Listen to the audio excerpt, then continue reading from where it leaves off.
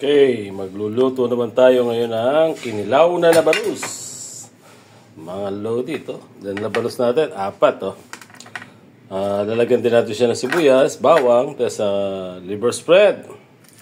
Kasi may atay na rin tayo para mas masarap lang. Atay na rin to ng baboy. Tapos lagyan natin ang laman ng baboy para mas masarap siya, mga idol. Yan o. Slicein lang natin to ng maninipis, huwag naman sobrang nipis, tapos babad natin sa asin, tapos konting piga lang, tapos banlaw na tayo. Umpisa natin mag-slice, mga lodi. Wala tayong tiga-video, kaya ako lang muna mag-slice.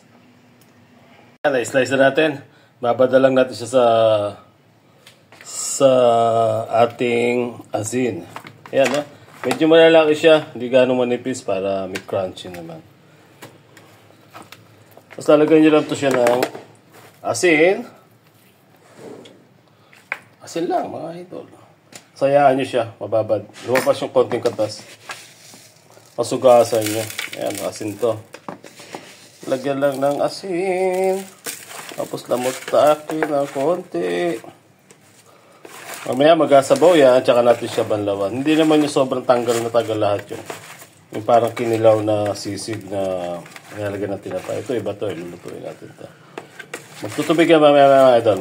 Siguro, babad natin siya ng mga kahit 20 minutes. Tapos banlawan yung mabuti para mawala naman yung alat. Yan, ganyan lang. Tapos, balikan natin siya at sugasan ulit natin. Bago natin yung gisa. Handaan natin yung mga panggisa natin, mga idol. Okay, yan, nag-play tayo. Wait lang. Ulitin ko. Okay, magigisa na tayo ng ating tawag dito kinilaw na labanos. Dahil bawang, mga idol. Diba? Kapalamutin natin yung baboy kasi may baboy eh. Iba kasi atay lang ginagamit. Ito may baboy.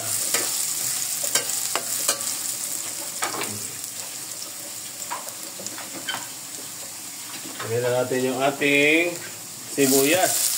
Hindi rin maganda sa bawang yung sobrang medyo nag-brown lang siya ng konti. Pag brown na brown, medyo siya.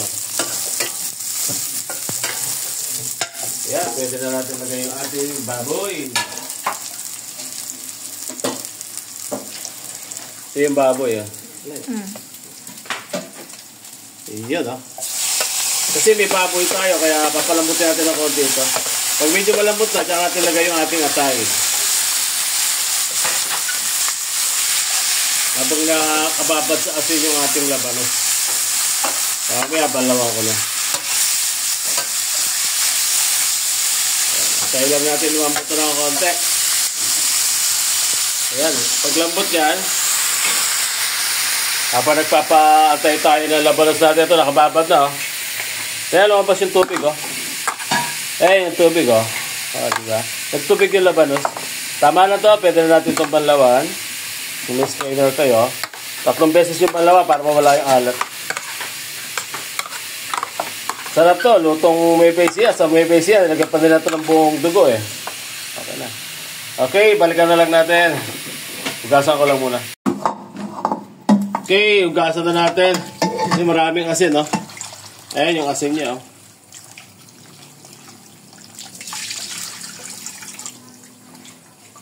Tapos babad yun sa tubig, piga-piga ng konti para mawala yung asin, para mawala yung sobrang lasa ng labanos. Alam nyo na ba yung ibang labanos? Ayaw kayo niya dahil sa lasa niya Sabi nga nila medyo mabaho daw Ayan Tapos hugas-hugas lang na gano'n, piga-piga. Kunti piga lang, huwag masyadong parang din mas maganda pa rin yung may lasa siya, di ba? Tapos lagay na lang natin siya dito sa blender. Nahulog pa.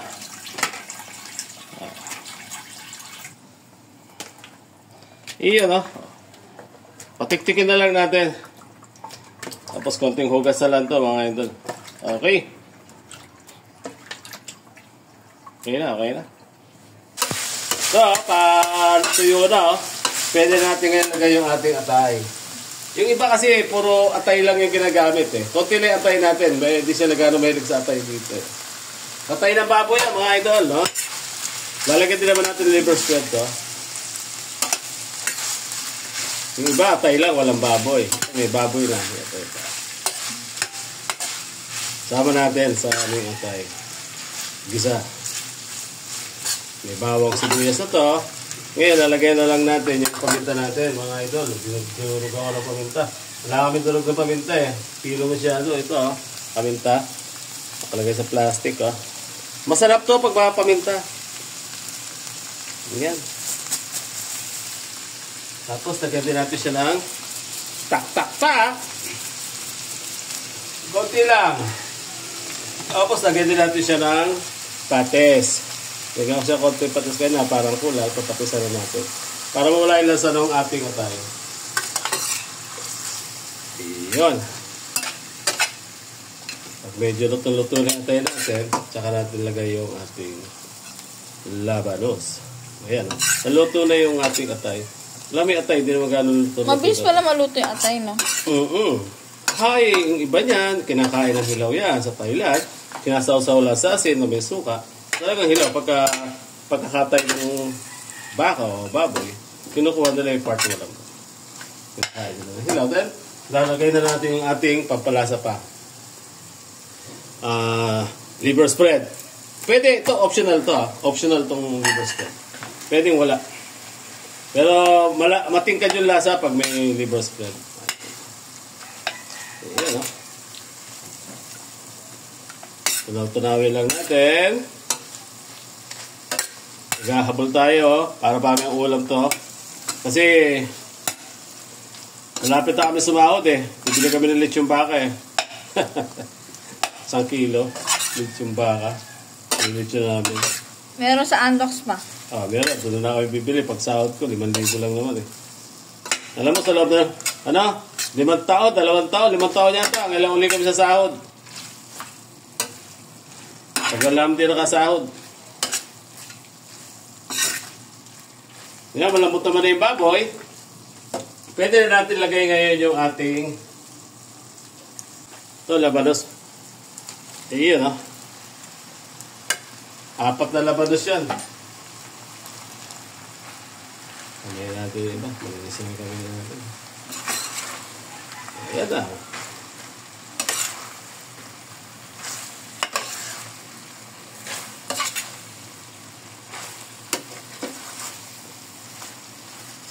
Hinugasan mabuti kasi para matanggal yung alat.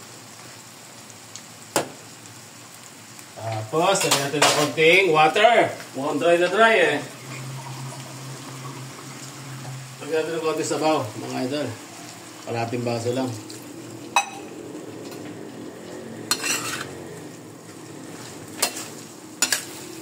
Ayan Masarap to. Kasi yung iba nito, laman loob ng baka o laman loob ng baboy yung ginagamit, tapos marami labanos. Mas marami labanos. Ito, mas marami yung sahog kaysa sa labanos. Tapos, lagyan na rin natin siya na... Okay, lagyan natin ng isang siling panigang para kumuha yung lasa. Lagay dito.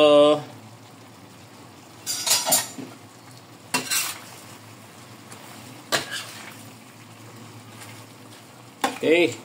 Antayin natin magsabaw-sabaw. Takpan lang muna natin. Mga after 5 minutes, balikan natin kung naluto yung labanos. Okay. Okay, medyo palambot na yung kuha natin, mga idol. Suka na lang ang kulang. Ngayon, lalagyan natin ng suka. Medyo palambot na yung kuha natin. Hindi ko nilagay kagad yung suka dahil kukulat. Ito, suka.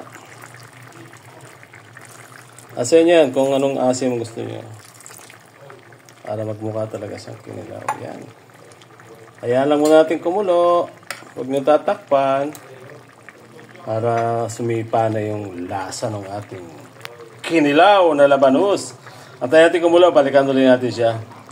Palambot naman na yung pagkulong-kulo na, tsaka natin haluin ulit.